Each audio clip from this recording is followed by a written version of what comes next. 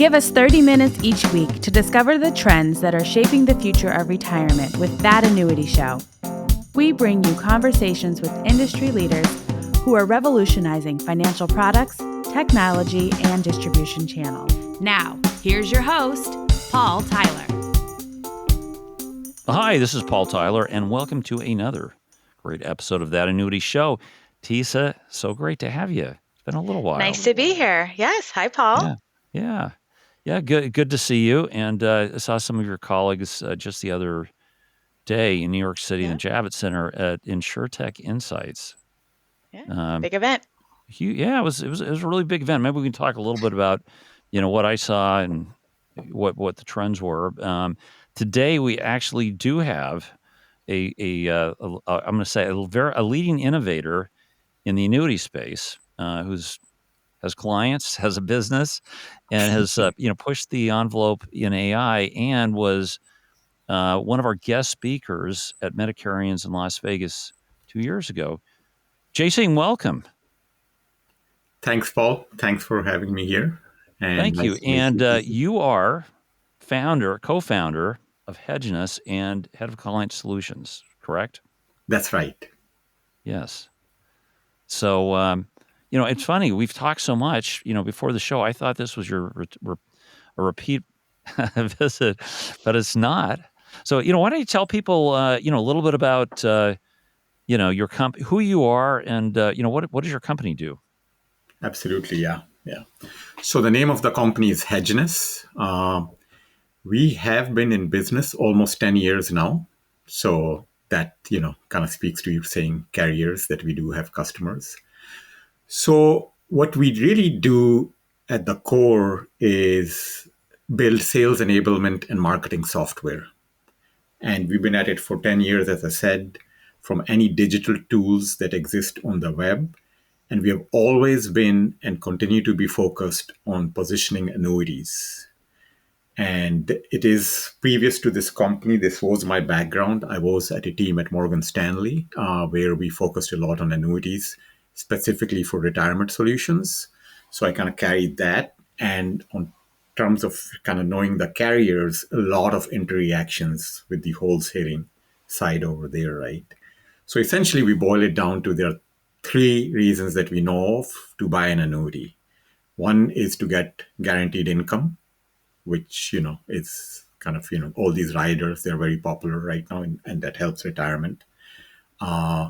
Two is to grow your principal and protect it in some ways, right? It can be 100% protection through a FIA, or you can have, more kind of a structured note protection through RILA, right? And then the third is tax deferral. Now, all of these can point to a better retirement and or legacy, right? So we've kind of boiled that down. And for the last 10 years, we've been building an engine, you can call it a software engine. We call it GRAIL, Guaranteed Retirement Analytics for Income and Legacy. And through that, all our digital tools come out of that central API engine. All our illustrations come out of that. So, that's what we have done. Any annuity with all its GLWB nuance, with its new form of principal protection, if it's not already captured there, we can usually capture it within a week because, we just have to configure. So that's kind of what we've been doing for the last 10 years. And as you mentioned, we do have quite a few customers. Most of them are mid to large size. We would like to definitely kind of go more into the emerging insurance carriers too, because you see them coming up a lot, especially in this, in the fixed, FIA and GLWB among that side. And then obviously, like everybody else, 2.5 years ago, this Gen AI happened, and we really felt we were in the right place at the right moment, because I don't know of too many entrepreneurs in, in Silicon Valley, having it, wanting to enter this field with AI, right?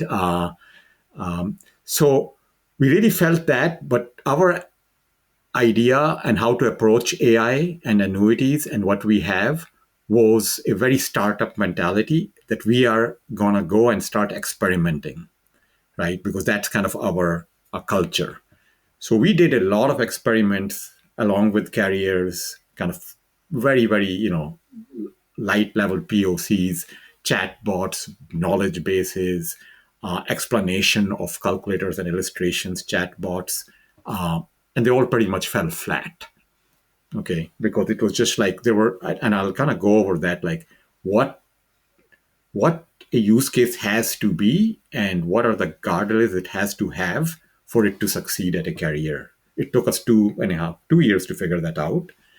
And I would say about the last 3-4 quarters, we finally came to a use case and we started working on that. And today we have POC and pilots, and they're meaningful with that use case. And our platform is called Annie. So it's the annuity platform. And Annie stands for annuity neural network. So we were kind of clever about that. And we added the E for empathy because we thought the technology has changed now. So it used to be you would have like email. It was electronic mail. You're proud that there's some technology in an old process. Now with AI, everyone is a little bit, kind of on the fence and a little scared of adoption. So we think it has to be the other trend. Like, look, this is built with empathy. This is built to enable and support you, right? So kind of taking that fear out. So today, obviously, I think our focus will be on that AI platform, Annie, and what use case that I just mentioned is happening. So I'll pause here and, Okay, and yeah. What is the use case? Okay, all right, good. Okay, I just wanted to see if you have it, what direction you want to take it there, right? So let me kind of frame this because I think carriers would be interested. I assume that's a big part of your audience. They would be interested in what it takes. It doesn't matter what use case they're looking at, and we have some learnings. And I know Limra has a framework. Every consulting company has a framework. But if I can call this a framework, that will be using the word very kind of flexibly. What I can say is what I've really seen carrier after carrier and seen what helped, right? So point number one, I said, and that's kind of coming to your agent thing, right? Point number one, I think it's very important for a use case to succeed and to get quick traction is that it has to be internal to the carrier, right? If anything is going out to an agent or an advisor, let's say through a wholesaler, let's say an email, whatever, it has to sit on their desk first. And compliance should be able to do its review. There should be nothing automated going out. Okay, it should sit there. Now, this, you might say, oh, I want everything automated. But there are reasons for that because that's how it will succeed. That's how everyone will get comfortable. That's what we have seen. So like even a chat bot, extremely restricted, that only answers questions limited to a web tool or a calculator, that compliance didn't like that because there are ways to kind of break that chat bot, right? And then the other way to do that is when you automate, let's say an email, then you really limit Gen AI to data. And basically, it's pre-templatized. So you're using Gen AI to generate an email, but once you fix it, you say, this is all you're going to send if you're going to automate it. You're not allowed to change one word, right? So that's kind of the compliance, first of all. And the only way to do it is have internal control, not direct entry action, right? The second thing from a business point we saw was that you're solving a problem. It doesn't matter if it's easy or hard. What kind of impact it has, right? And there are two impacts. One is right away, right? Basically, you can call it saving, but I call it time saving, right? Are your people going to save a tremendous amount of time by doing that, right? The second question becomes, what are you going to do with that time, right? Hopefully not watch Netflix, right? But we coming from sales and marketing, our focus, with this is going more on sales really, is that once you buy that bandwidth, and we have taken 5-hour tasks in our use case and reduced it to 15 minutes, okay? With that increased bandwidth, they can just do more of what they do, right? And in our use case, it basically means one part of it means is your wholesaler suddenly has a lot more time freed up, right? And not only that, but what he has in his hands is a much higher quality, right? So now we are extrapolating. We will have to go in full production to find that ROI. But our guess is your sales are going to go up. Your conversions are going to go up because you're going to be talking to more people. You're going to be having a more quality conversations. And therefore, you're going to close more sales, right? So that's kind of, so starting again, compliance, the benefit of solving this, immediate impact that you can see tomorrow, time savings, and then whatever measure you have to, like, whatever your KPI is, right? The third very important part is to use any, you need zero training. And the user doesn't know they're using any. You have to meet them where they already are, which in the case of wholesalers, 99% of carriers is Salesforce, right? So when we work and we pilot this, we don't have a separate GUI. It all works through Salesforce. If you have HubSpot, it will work all through HubSpot, but Salesforce is the right. So basically, there's no training. There's just a couple of more new buttons for the wholesaler, and you have to just tell them click and see what happens. And just like it, it's like really requires no training, and it meets them where they are, doesn't break their workflow, right? So that's kind of thing, and no prompting. No chatbot. We have no chatbot, right? We must be the only AI company with no chatbot because that opens up, I have to write a prompt. What prompt did I write last time? So the whole idea is this idea is emerging. Use AI not to prompt it. Use AI just to replace your work. So the morning the wholesaler comes in, opens his thing. He was going to do 20 things and spend 5 hours. They're already done. That's all, right? There's no question of like, what do you want, whatever. Right. And this leads to my last point here. Thanks for bearing with this general view. But the last point is, so then, okay, if you want to open that laptop and have everything done, that means you have to really, really go deep in the workflow and the use case. So like, for example, our use case is around illustrations. We learn everything and we're putting different workflows and bunching. How do you do illustrations in your company? Some people, advisors, are calling in. Some people, advisors, are using the third-party software. Some people are sending a web form. Some people are doing a combination of it, right? Every workflow, and at every minute step, the minute I pick up the phone, I start typing, what does he say? And then to the point where he says, hey, thanks for the illustration, email it to me. I got to talk to my customer. I got to shop around. Each and every minute step, we have like this big, Venn diagrams and all that going in. And if they go this way, that way. And at every point, we show where AI is going to help, right? And where AI is going to kind of stay quiet. And it's all internal, as I said, right? So that was kind of like our AI general. When someone comes in and we talk to carriers, it's not always about, hey, how can we use any today? It's a lot of the times, how are you thinking about AI? What we have found out, what does Limra think? So we kind of generally fit in there. So I just want to kind of give you that first, and then I can go through the Annie for wholesalers use case. But before that, I thought I would pause and see, if you have any like questions or comments on this ad hoc framework, if you will. Yeah, I mean, a lot of what you're talking about resonates with me, given the journey that the carrier I work for is currently on, as far as understanding, where that would make impact for the organization. I wanted to ask you about when you were kind of breaking it down in the different components. You talked about it staying internal. Are you talking more like customizing your solution to each carrier's internal need? Are you talking more of like the proprietary, it's within their instance, their data's not leaving, that type of internal? Can you just describe that more, what you mean there? Because you said it's so important. I'm just trying to, and I think both are relevant, but I just want to talk about that a little bit more.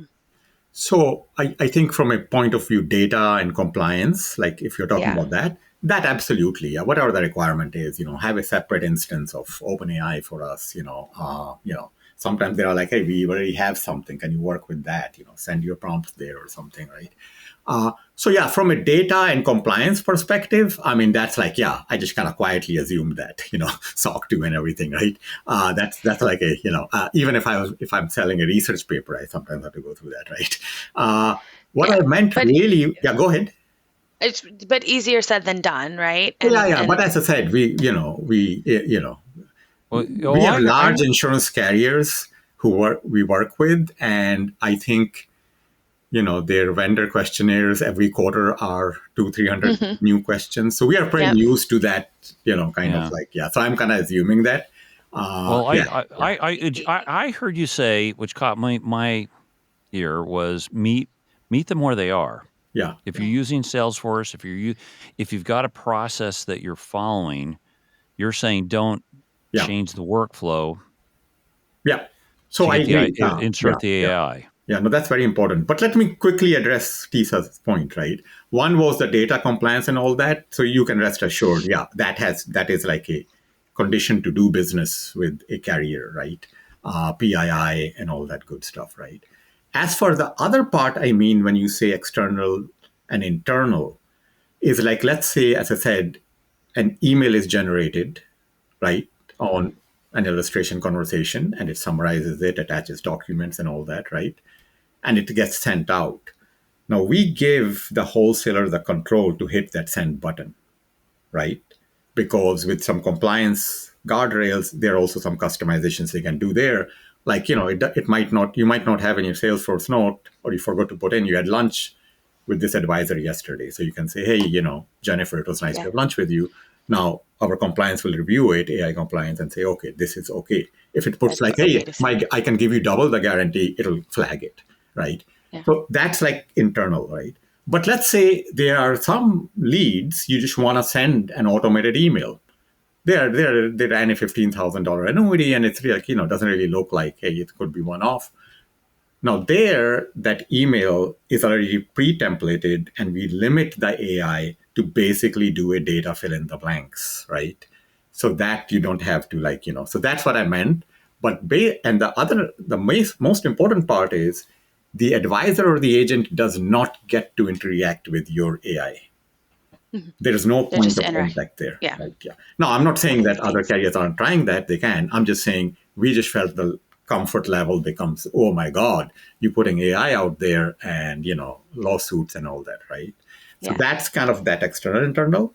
Coming to Paul's point, meeting them where they are. First of all, Paul, that I think is always a good principle of software in general, right? Meet them where they are. Don't try to retrain process unless you're doing something revolutionary, right? Now, AI is revolutionary, but its use doesn't have to be, right? So literally, like, we went with wholesalers, sat with them a day in the life with many carriers, and saw what they do. Open internal and external, very important, that relationship, right? He's opening the laptop, he's trying to support external wholesalers going from meeting to meeting, right? So literally, they don't know any Hedgeness has come into this Salesforce, right? It's just another thing. The only thing to indicate AI is we have to put that thing in there, right? This was generated by AI, so be careful. It might be wrong, right? So that's, yeah. So we very seriously took that. We are not going to interrupt. We're not going to disrupt. We're not going to make AI shiny. Just flow in their day, right? Open your and to the point, as I said, that is related to not having a chatbot. Because if you have a chatbot, then you're interacting with AI. In some sense, you're learning, right? You're prompting, right? Here, it's just like, hey, we know after having spent a week with you what exactly you do, and we have some idea of workflows, and these are your company-specific workflows. And when you open your laptop, your work has been magically done, all automated, so you can go do what you do best, which is talk to people and solve their, clients' problems, right? Yeah. Now, it's interesting. You're right. AI is revolutionary. Now, I actually, I'm on this Limmer committee, Jay, that believe it or not, I was on it as a carrier, and they were nice. Car take over there was Yes, we know nice enough to. Karthik, right? Yeah, yeah. Yeah, he was nice enough to leave me on and actively participate. Of course, it's expensive. I'm looking at some stuff I'm doing, and like, wow, the tokens run through the roof pretty quick. Okay, what's the ROI? Well, you kind of get pushed into. You can get very easily pushed into a box to say, the only way I'm going to make this ROI justification is if I change how I do how I run my operation, and that is counter to this first guiding principle we just discuss. How is this going to happen? Because Paul just ran up 1,000 tokens, did all his calls, and now the rest of the day he's out watching the boats come in. Well, watching what come in? I'm sorry. The boats. Oh, right. Okay, yeah. Okay, that's your version of Netflix. Okay, got it. Yeah, yeah. Well, that's good. Well, there are all kind of ways to say Paul will be so much happier and so much more productive, and come in with a bigger smile come Monday morning, right? Right. Right. So yeah, there's always that. Yeah. No, so I think that is a very important point, right? And you have to discuss it with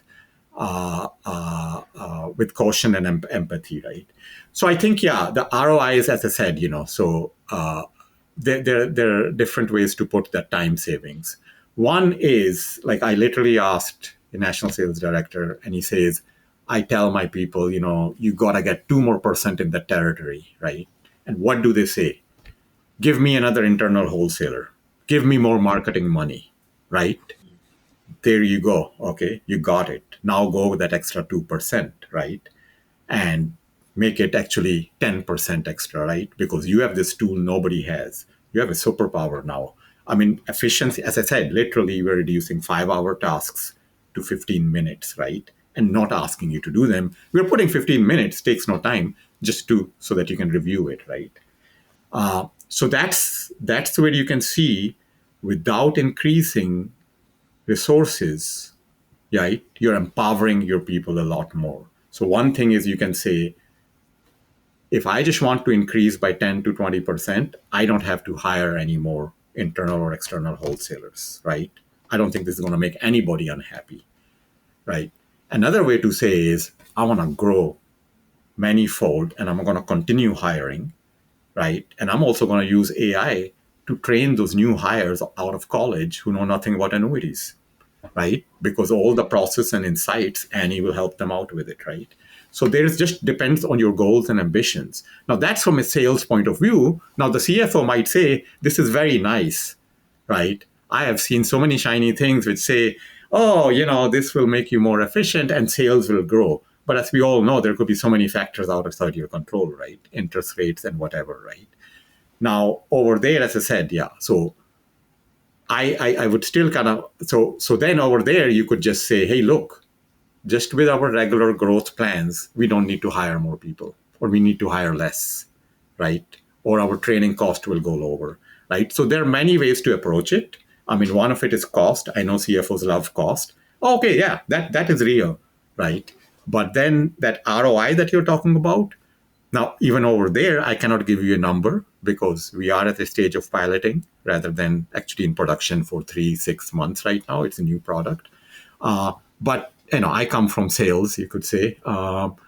And you give me that much time, and salespeople are driven.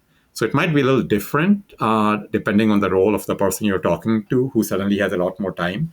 Salespeople, wholesalers, they're driven, right? They make good money. They want to make more good money, right? So, internal wholesalers are driven to become external wholesalers.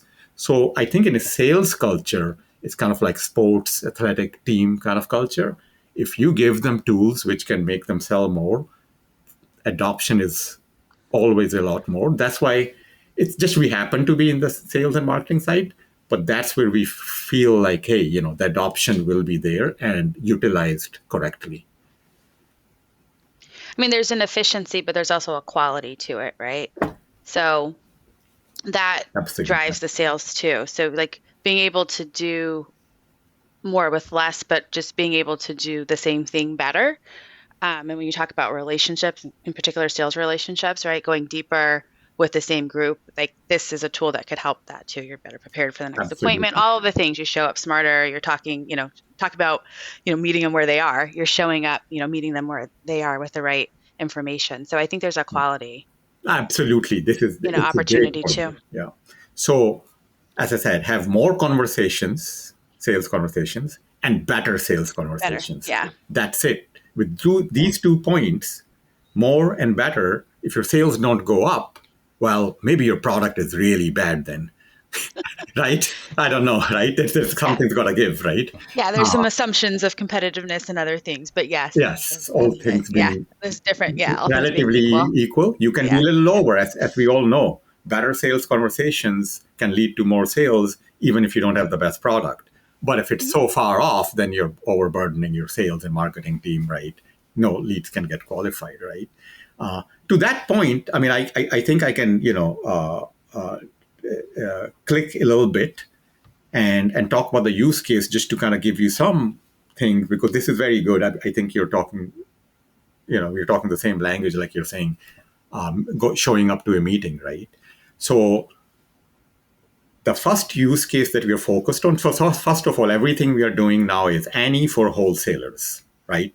That's the people we are focused on, and that sales desk of the carrier, if you will, right?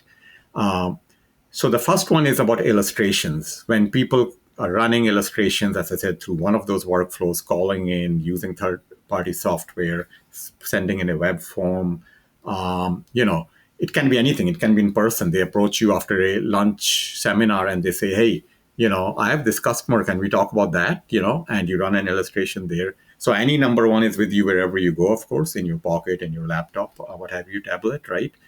So in that, the reason we kind of started there talking about impact, the agent or the advisor is pretty close, very serious about buying an annuity by the time they're coming to an illustration. Okay.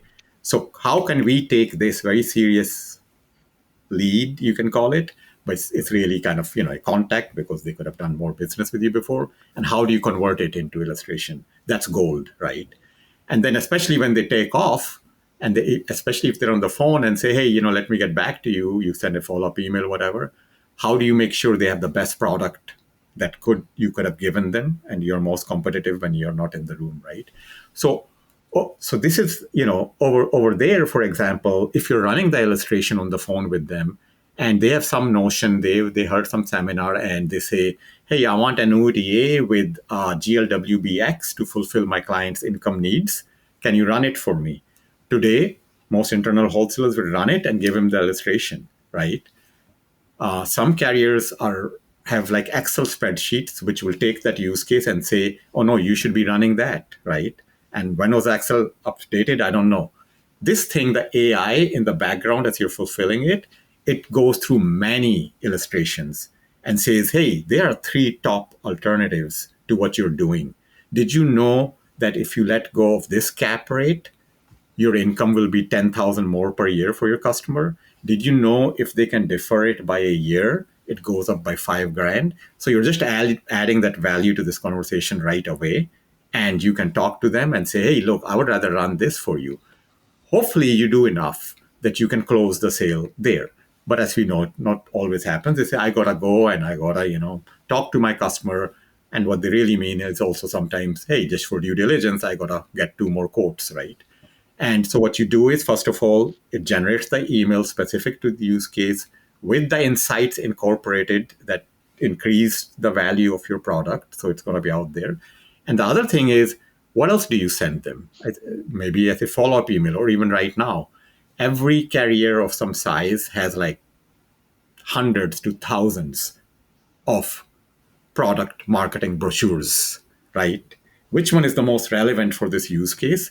The AI goes into your digital admin system and brings up top 3, and which ones to give them at what stage of follow-up. So all of that is happening, and you send it, and let's say you're lucky, they call you back because they said, hey, there's such a nice package you got. I want to buy this for my customer. And when they come back, it's already there for you. What was the discussion? What was the conversation? What did you drop them? If they don't come back, what is the next step? It's all there for you, right? So it's like this very intelligent brain with you for each and every lead and contact that you go through. That's like one side of it that, I wanted to kind of give you some color on it.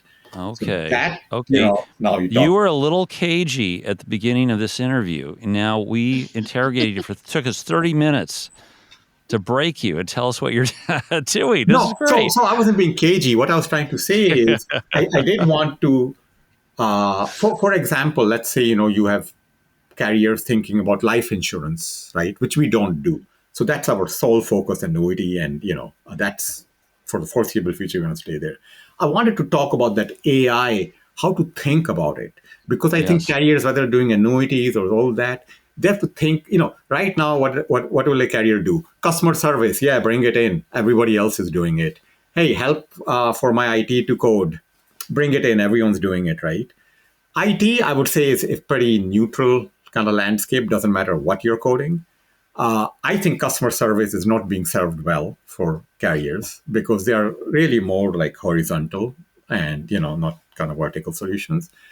But then they say, why should I be thinking of sales and marketing? What impact can I have? Then I say, these are the framework, right? This is because they also need help starting these conversations. It's not only about coming in and selling your solution and finding their pain. That almost is like, there. It's also helping them how they're going to champion this, how they're going to win their compliance, how they're going to win their IT, how they're going to win. Hey, we don't need to build this in-house because everybody thinks suddenly AI is their core competency, right? So Well, that's and that's not the kind of only where, competition, quite honestly. Hey, we want to build this in-house. yeah, that's kind of where I was going, Jay, with my question on your kind of first part of the framework and compliance is like understanding the compliance lens on all of this. But once you truly start to drive culture and excitement and the advocacy around it, Mm-hmm. the true success comes from the experimentation, as you said early in the conversation. Yep. And so, like the balance of to actually figure out what it is you're going to roll out to the enterprise. You can't just set up the one and bring it in house and set up that instance and feel protected. Like you need 4 or 5. You need to experiment across LLMs to actually find out where you're headed.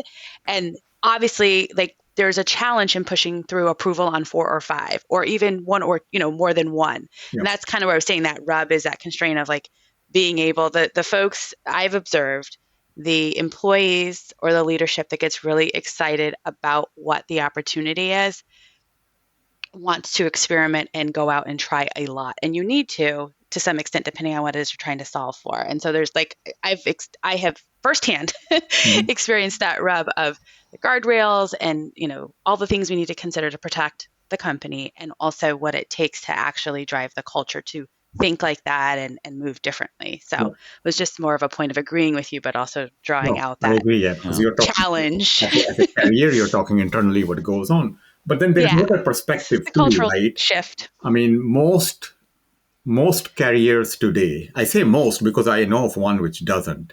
Most carriers use a partnership, a vendor for illustration systems, Yes. right? I'd agree. Yeah, that's a -1 apparently, right?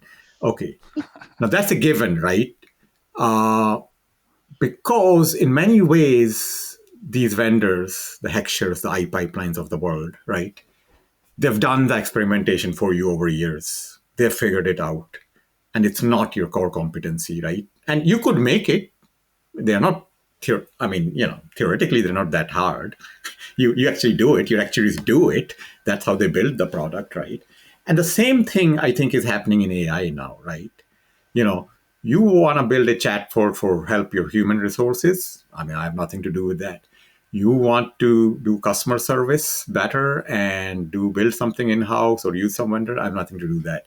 But if you want illustration workflows and you want something proven and evaluated, right, which relies on your data to fill in the blanks if it's being automated and gets insightful and creative if you're internally discussing the use case of that illustration, hey, you don't have to go through that whole cycle of experimentation, right?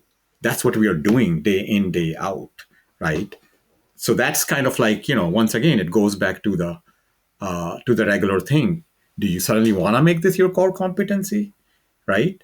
And make it everywhere else, experiment wherever else. But when it comes to the sales part and the illustration part and the follow up, and that moment, so it doesn't have to be illustration, that moment when the wholesaler is going into a, let's say Morgan Stanley office, and he's going to meet 4 different advisors, and 2 do annuities, he wants them to do more.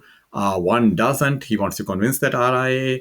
1 used to, and he now suddenly just loves, your competition. All of that, and all you have to do is open your laptop 2 minutes before the meeting and know exactly if they're in Chicago, are they a Cubs fan or are they Sox fan? When did he stop doing business? What kind of business does he do? How big is it? Whatever notes you have in Salesforce, presented there, right? So that's the kind of the power. And as I said, their workflows are both nuanced and unique to every carrier, but at the same time, there are some generalities, right, to that. Yeah. Right? So I think day in, day out, including weekends, we think about this and we experiment with AI and we bring only what is the best of the best. I think there's some value to that, and that's where we kind of, because as I said, this might, there really is not too much competition we feel like there is on that side. I really just always, the conversation's been, shall we build this, continue to build this in-house, or develop this use case further, or shall we collaborate with you guys, right? That's where it's been the conversation. Yeah. Well, actually, listen, we're right at the top of time. Jay, it was great to have you here. Oh yeah, and, it's great too. It's always fun to talk about annuities and AI on a Friday. It is. I don't know, Tisa, any last thoughts or reactions? I mean, I think a couple of themes that came through as far as user adoption goes. I think exactly what you said, Jay, meeting them where they are. So showing up in a tool they're already familiar with, they're already using for their activity and their tracking, and just enhancing it with some additional data, but also probably sounds like some, actionable, decisionable types of, direction makes a lot of sense. And I could see that really resonating. And the other point you made, ROI, right? What is it going to do for the overall carrier? And so being able to attach some of that efficiency to sales increase or other deeper, broad, larger relationships also makes sense. So I think there's a lot of value there, and we all want our jobs to be made easier to some extent, so we can, just be more successful. And then I think about the mind of a wholesaler. Being able to sell more and have a broader, deeper territory or deeper relationships sounds like a win. So thank you for walking us through the POC. Keep us posted on how the POC and pilot go, and look forward to hearing when you go to larger, I'll say more formal production and more partners. Yeah. If I may add one point. So first of all, thank you, Tisa. I mean, you really captured, I can tell you really listened. So I really appreciate that. You really now I feel bad. You said it in 2 minutes. I've been wasting your time for 20 minutes. But okay, yeah, you got the essence, right? That's wonderful. Yeah. And you didn't use AI. But anyways, right? Okay. Maybe. I don't know. Something's going on in the background. Yeah. I hit the summary button. No, I'm just kidding. Go ahead. Yeah. One more thing I wanted to say is that use case also extends, and I know this kind of it's true about your company. A lot of people don't consider wholesaling their core competency. So, you have the Sabres, you have the Wealth West, and people like that. Now, imagine them suddenly having something like Annie and saying, you know what, we can, suddenly increase the sales for our carrier customers, right? That's kind of a platform where it can be, right? Or an illustration company, right? Or someone who's trying to make more roadway into annuity illustrations, right? Suddenly, if they have Annie attached to their illustrations, right, a partnership, now suddenly are they going to look better than some other illustration companies, right? So I'm just trying to say there are many ways for us to kind of go to market with this. It doesn't have to be direct to carrier, but I think that's where we will get the proof points to kind of have those partnerships also. You're spot on. Spot on, Jay. Yeah. I'm selling. Sorry. That's okay. Well, you saved it for the end. Yeah, exactly. Yeah. You can all right. Hey, well, listen. Thanks for your time. Thanks for our listeners. Thank you. Be sure Be sure to recommend our show. Give us some likes on Absolutely. on Apple's the iTunes podcast, and but most importantly, join us again next week for another great episode of That Annuity Show. Thanks. Thanks, everyone. Nassau Financial Group is always working harder to be your carrier of choice. We build products that help protect people's savings and are dedicated to providing you with best-in-class service. We seek to keep things simple and have your back in the years to come. Nassau is headquartered in Hartford, Connecticut. Learn more at nfg.com. Zinnia, an Eldridge Industries business, simplifies insurance. It delivers comprehensive solutions for the industry's most critical needs and creates the modern rails of the insurance industry. To learn more about Zinnia, please visit zinnia.com.